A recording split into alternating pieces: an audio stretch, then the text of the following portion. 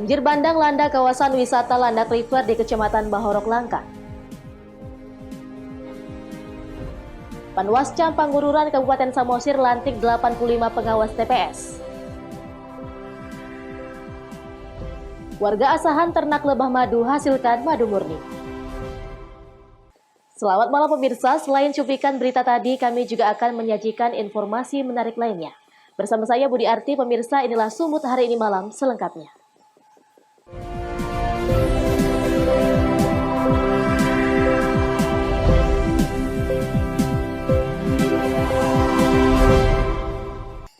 Kita ke informasi pertama. Pemirsa, banjir bandang melanda kawasan wisata Landak River dan Salang Pangeran di Kecamatan Bahorok, Kabupaten Langkat, Sumatera Utara. 1 jembatan putus dan 8 villa rusak. Inilah video amatir warga yang merekam kejadian banjir bandang yang melanda kawasan wisata Landak River dan Salang Pangeran di Kecamatan Bahorok, Kabupaten Langkat, Sumatera Utara. Banjir terjadi pada jam 12 malam tadi hingga jam 2 pagi. Akibat kejadian ini, sebuah jembatan ke lokasi putus dan 8 villa rusak diterjang banjir. Banjir juga membawa sejumlah kayu gelondongan. Camat Bahorok Dameka Singarimbun menyatakan tidak ada korban jiwa atau luka dalam peristiwa tersebut. Pihaknya masih mendata kerusakan yang terjadi. BPBD Kabupaten Langkat dibantu warga sudah berada di lokasi untuk membantu membersihkan villa yang rusak. Wahyu Pratama melaporkan untuk Eva Rena TV. Pemirsa, diduga sering menjadi tempat pesta narkoba, sebuah kampung di kota Padang Sidimpuan, Sumatera Utara akhirnya digerebek petugas. Selain berhasil mengamankan barang bukti narkoba, polisi juga menetapkan 4 tersangka yang diduga menjadi bandar dan penyedia tempat. 4 pria Parubaya ini tak berdaya saat diamankan petugas kepolisian saat menggerebek lokasi peredaran narkoba di pekuburan umum Kampung Silayang-Layang, Kota Padang Sidempuan. Dari tangan tersangka ini petugas berhasil mengamankan berbagai jenis narkoba seperti sabu dan ganja yang akan diperjualbelikan di lokasi pemakaman ini. Dari penyisiran petugas juga mendapatkan sejumlah barang bukti narkoba yang disimpan di antara semak-semak. Petugas kepolisian melakukan penggerebekan atas desakan warga yang resah di daerah mereka dijadikan kampung narkoba oleh para pelaku. Menurut Kapolres Padang Sidempuan, Perkuburan Umum Kampung Silayang-Layang Kota Padang Sidempuan ini memang sudah menjadi incaran petugas karena banyaknya laporan warga sekitar. Dari penggerebekan ini petugas menetapkan 4 orang tersangka yang menjadi pengedar narkoba. Keempat tersangka yaitu DCC 35 tahun, RBS 23 tahun, BST 35 tahun, dan ZL 34 tahun. Seluruh tersangka merupakan warga Kota Padang Sidempuan.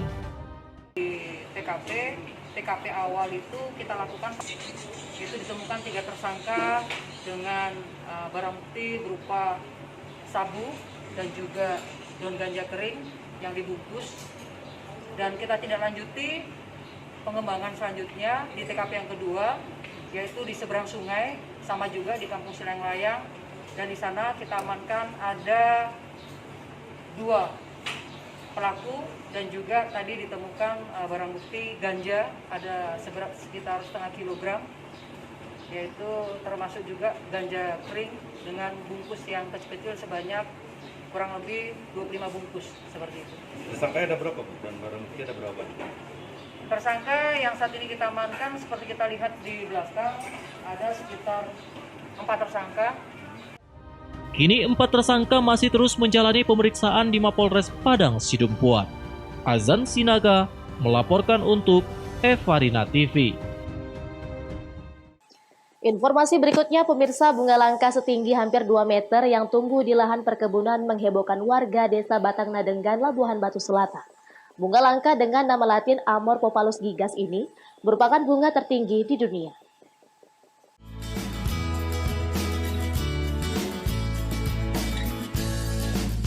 Warga desa Batang Nadenggan, Sungai Kanan, Labuhan Batu Selatan, Sumatera Utara dihebohkan dengan tumbuhnya bunga langka Amor Popalus gigas dan merupakan bunga tertinggi di dunia. Bunga ini tumbuh di perkebunan kelapa sawit milik Haji Bonaran. Jenis bunga yang tingginya bisa mencapai 5 meter tersebut memiliki ciri khas tangkai bunga yang panjang dan kelopak bunga berwarna merah hati. Namun, Tongkol bunga yang berwarna kuning ini belum terlihat mekar. Untuk menjaga pertumbuhan bunga langka ini, pemilik dan warga setempat memagarinya dengan kayu sebagai batas warga yang ingin melihat. Salah seorang warga, Syamsul Bahri Harahap, menjelaskan, bunga yang tumbuh sekitar 100 meter dari pemukiman penduduk ini pertama kali dilihat oleh temannya saat mereka mencari kayu untuk perancam musola. Dan dirinya juga berharap pihak berwenang dapat melestarikan bunga langka tersebut. Penemuan bunga bangkai ini awalnya kami mau mencari kayu untuk perancam musola. Tiba-tiba datang kawan itu atas nama Radona Sibuan. Dia melihat bunga ini agak diperalkan gitu kan. Tiba-tiba, "Oi, itulah bunga bangkai itu," katanya. "Ayo kita lihat," katanya. Tiba-tiba kami dekati, memang ternyata bunga bangkai. Ini di lahan siapa nih Bang, bunga bangkai ini? Bunga bangkai ini terletaknya di kebunnya Pak Haji Bonaran. Tanggapan masyarakat terkait bunga ini Bang? Tanggapan masyarakat memang jaranglah dilihat bunga bangkai ini. Harapannya Bang kepada pemerintah apa nih Bang? Harapannya kepada pemerintah, kalau memang ini bunga bangkai, tolong diperhatikan agar dilestarikan gitulah. Sementara Camat Sungai Kanan Syarifah Hapni Siregar menyebutkan, pihaknya selaku perwakilan pemerintah daerah telah berkoordinasi dengan pihak UPT Kehutanan Provinsi Sumatera Utara di Kota Pinang dan telah melaporkan keberadaan bunga tersebut ke pihak LIPI. Terhadap bunga langka yang ditemukan masyarakat ini, kami dari pemerintahan, saya setelah mendengar berita ini, tadi pagi sudah berkoordinasi dengan UPT Kehutanan Provinsi yang di Kota Pinang. Dan bunga ini untuk sementara sebelum ada penelitian lebih lanjut diberi nama Amorphophallus gigas, yang mana bunga ini tidak bunga bangkai karena dia tidak mengeluarkan aroma. Ya, cuman termasuk bunga langka yang jarang ditemui. Kedepannya yang dilakukan pemerintah sementara, khususnya kami dari kecamatan ini nanti akan kita lestarikan di pagar, karena kita belum tahu sampai batas kapan bunga ini bertahan, karena ini kan masih kelopak, mungkin akan mengembang lagi. Tapi selanjutnya memang sudah kami buat laporan juga, dan ini sedang dikirim, sudah dilaporkan ke LIPI. Ucok Sitorus melaporkan untuk Evarina TV. Seputar ini masih akan kembali sesaat lagi, tetaplah bersama kami.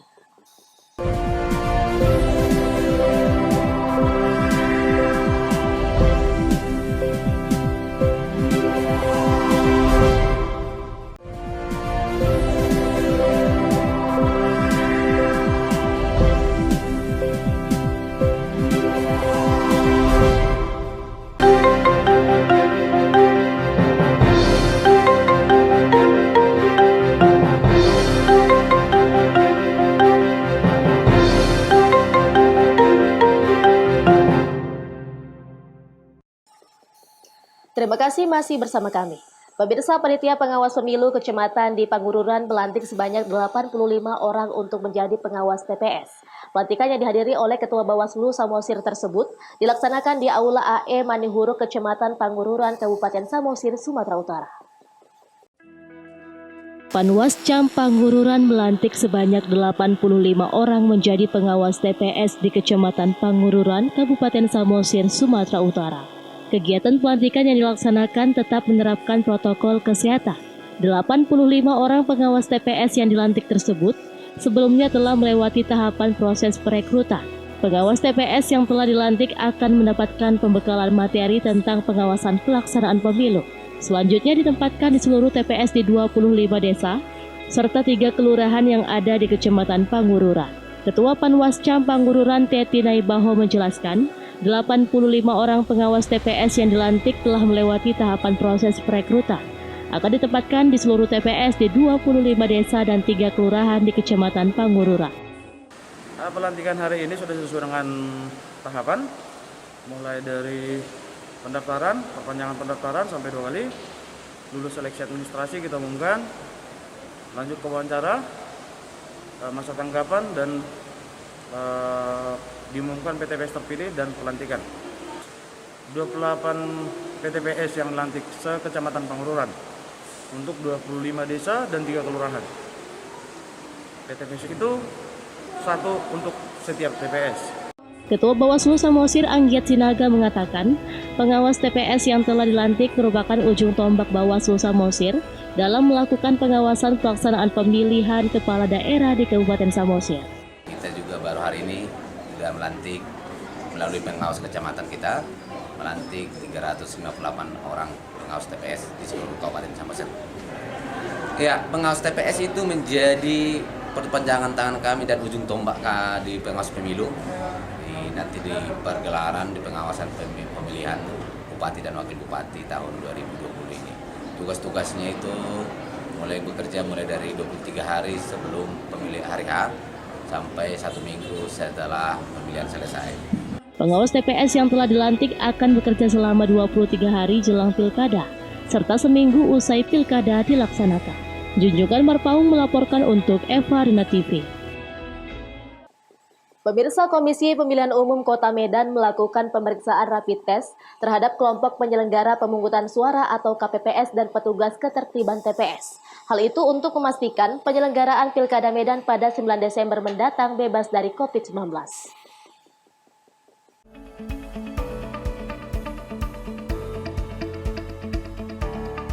Sebanyak 400 orang kelompok penyelenggara pemungutan suara atau KPPS dan petugas ketertiban TPS dari 4 kelurahan, yaitu Kelurahan Teladan Timur, Teladan Barat, Kelurahan Masjid, dan Kota Matsum 3, mengikuti pemeriksaan rapid test yang dilakukan oleh Komisi Pemilihan Umum. Bekerja sama dengan tim medis dari Rumah Sakit Umum Pirna di Medan, satu persatu petugas KPPS dan Linmas diambil sampel darah untuk mengetahui petugas tersebut reaktif COVID-19 atau tidak. Hal ini dilakukan guna mencegah penyebaran COVID-19 pada saat pemungutan suara yang akan dilaksanakan pada tanggal 9 Desember 2020 mendatang. Bagi petugas yang telah menjalani rapid test, nantinya jika hasil menunjukkan reaktif COVID-19, langsung dilakukan pergantian dengan petugas lain, tanpa harus dites ulang atau dilakukan swab test. Untuk hari ini rapid test yang kami laksanakan ada 4 kelurahan, Kelurahan Teladan Timur, Kelurahan Teladan Barat, kemudian Masjid, kemudian Kota Maksum 3. Dan sudah mungkin lebih kurang ada 400 lebih kurang yang pesertanya ya, karena per TPS dia, satu TPS 9 orang. Demikian. Bang, rapid test ini memang diwajibkan atau bagaimana sebenarnya, Bang? Wajib dari PKPU yang diatur oleh KPU. Dan untuk rencana kedepannya apakah sekali ini aja atau berikutnya? Ya, informasi yang kami dapat untuk khususnya rapid test di tim KPPS dan Linmas ini kan digabung nih, KPPS sama Linmasnya ya. Jadi sampai hari ini kami masih memproses rapid test yang hari ini aja. Bagaimana kelanjutannya kami menunggu informasi dari KPU nanti gimana. Bang, jadi nantinya jika ada yang reaktif, Bang, akan dilanjutkan ke swab test atau bagaimana, Bang? Ya, kalau nanti ada yang reaktif atau yang positif hasil dari rapid test ini itu akan kita ganti langsung. Ya, jadi tidak bisa kita lanjutkan, kita ganti petugasnya langsung. Iya. Oh, jadi nggak perlu dites lagi tapi langsung ganti. Karena begitu aturan yang kita terima dari KPU-nya. Selama sepekan, Komisi Pemilihan Umum Kota Medan akan melakukan rapid test kepada sebanyak 38.727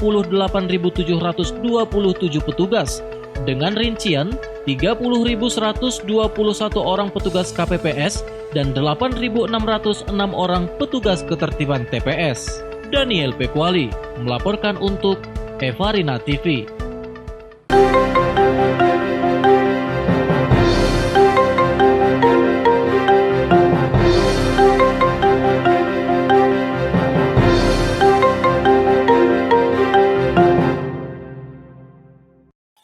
Informasi selanjutnya, pemirsa, Deputi Pemberantasan Badan Narkotika Nasional Republik Indonesia Armande Pari mengatakan Provinsi Sumatera Utara menjadi daerah peringkat 1 terbanyak pengguna, pemasok, dan pengedar narkoba di seluruh Indonesia.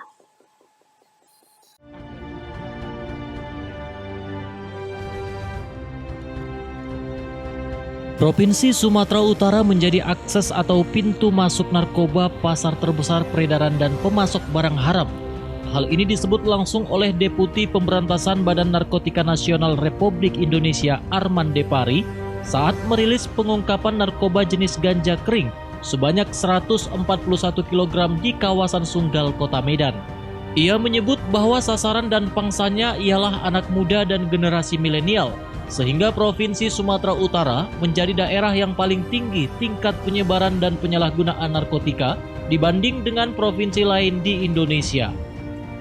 Sumatera Utara berada di posisi nomor 1 dan berhasil menggeser posisi daerah Jawa. Berdasarkan penelitian dan pendataan Badan Narkotika Nasional, Sumatera Utara mencapai 1 juta orang penyalahgunaan narkotika hingga saat ini.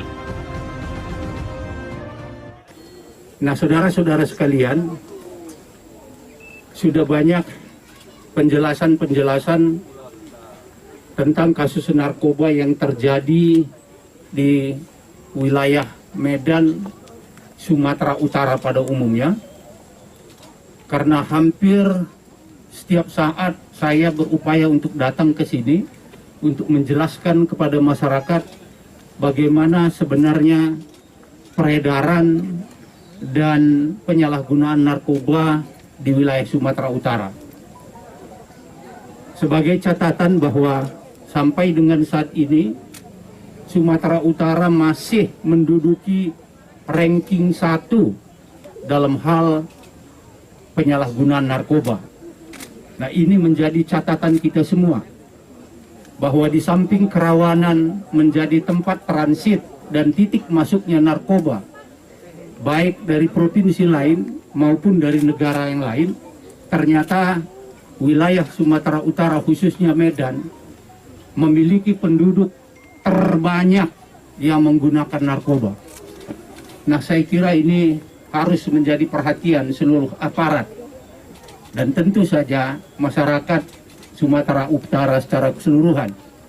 Karena kalau kita tidak peduli, kalau kita tidak mengambil sikap untuk bersama-sama menanggulangi, mencegah, memberantas peredaran gelap narkoba dan penyalahgunaannya ini, maka bukan tidak mungkin yang saat ini lebih dari 1 juta orang pengguna akan berlipat-lipat pada waktu yang akan datang.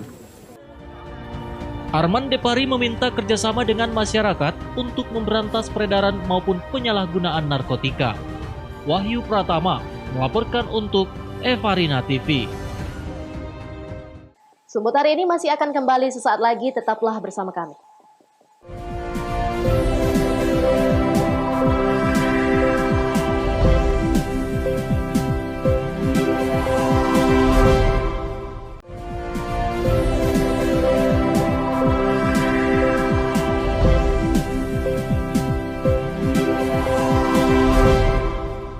Terima kasih Anda masih bersama kami. Pemirsa, maraknya peredaran lebah madu membuat seorang warga di desa Selunang Asahan, Sumatera Utara mulai membudidayakan ternak lebah madu untuk menghasilkan madu murni. Peternak memanfaatkan lingkungan rumah menggunakan kotak dan TV bekas untuk rumah lebah. Berikut liputannya.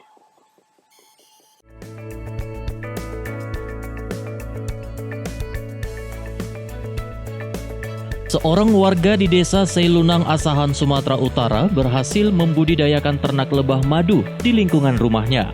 Dengan memanfaatkan lingkungan rumah untuk mendapatkan hasil madu yang berkualitas murni, Hasan dan Musa memberi perangkap di setiap batang pohon. Setelah itu lebah madu yang telah terperangkap dimasukkan ke dalam kotak agar lebah membuat sarangnya. Tidak hanya kotak, televisi bekas yang tidak berfungsi juga dimanfaatkan peternak lebah agar rumah lebah yang terbentuk dapat dilihat langsung. Dengan beternak lebah, madu murni yang dihasilkan dapat berkhasiat untuk kesehatan dan mencegah peredaran madu palsu. Lebah ini lebih kurang sudah 2 tahun. Itulah yang kami geluti untuk mempertahankan lebah pada habitatnya yang asli dan mempertahankan madunya murni. Inilah yang kami lakukan. Para peternak kami punya kelompok peternak lebah sedang kami lakukan selama ini. Jadi dengan ada isunya kemarin itu lebah palsu, gimana tanggapan orang dari peternak lebahnya? Nah, kami sebenarnya dalam wadah ilmi, kami Inspektor Lebah Madu Indonesia, ini se-Indonesia sudah terbentuk, dan kami tujuan utama kami itulah untuk memerangi madu palsu yang ada di Indonesia ini, yang dengan istilah kami SOS, sintetis, oplosan, dan sirupan. Jadi kami ingin mengembalikan fitrah madu itu kepada fitrah aslinya, madu itu sebagai obat. Bukan madu itu yang dicampur segala macam, yang harusnya untuk obat menjadi timbul penyakit yang baru. Nah, itulah yang kami pertahankan, menjaga kemurnian madu di Indonesia ini. Ada berapa jenis lebah yang kita punya? Kalau lebah itu ada dua jenis, lebah apis dan trigona yang kami pelihara. Nah, jadi selama ini yang lebah apis itu lebah bersengat, trigona itu lebah tidak bersengat atau disebut orang lebah ramah lingkungan. Ada dua jenis lebah madu yang jinak dan mudah untuk dibudidayakan, yakni apis serena dan kelulut. Bagi Anda yang ingin belajar beternak lebah madu, bisa datang langsung ke lokasi peternakan lebah yang satu ini. Wanda Pratama melaporkan untuk Evarina TV.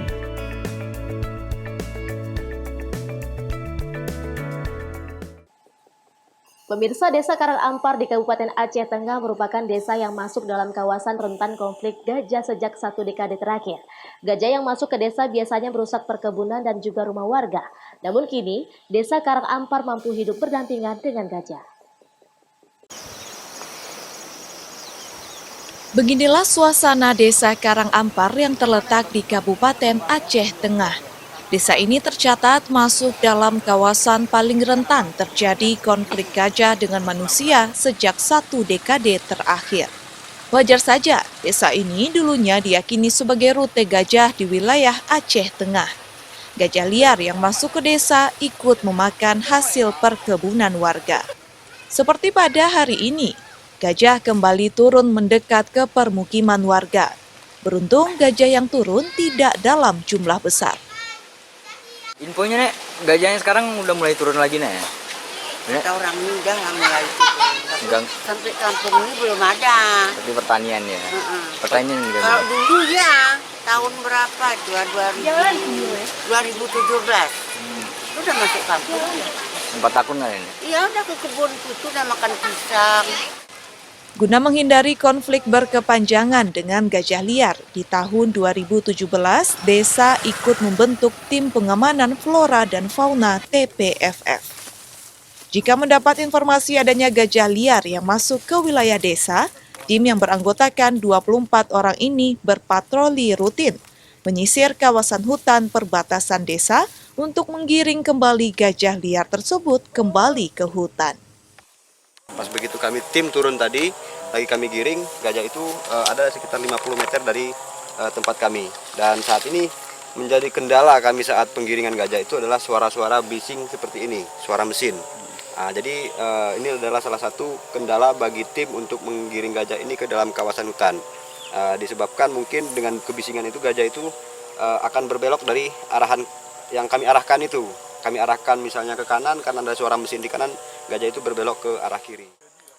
Keberhasilan warga desa Karangampar dalam menangani konflik gajah dengan manusia bisa menjadi contoh bagi desa lain yang selama ini ikut berkonflik dengan mamalia besar ini. Bahkan kini desa Karangampar mampu mendatangkan wisatawan baik lokal maupun mancanegara untuk melihat langsung gajah liar di alam. Dari Aceh Tengah, Aprizal Rahmat, Kantor Berita Antara, mewartakan. Pemirsa, demikianlah rangkaian informasi dalam Sumut hari ini malam. Saya Budi Arti, mewakili kerabat kerja yang bertugas pamit undur diri. Terima kasih atas kebersamaan Anda dan sampai jumpa.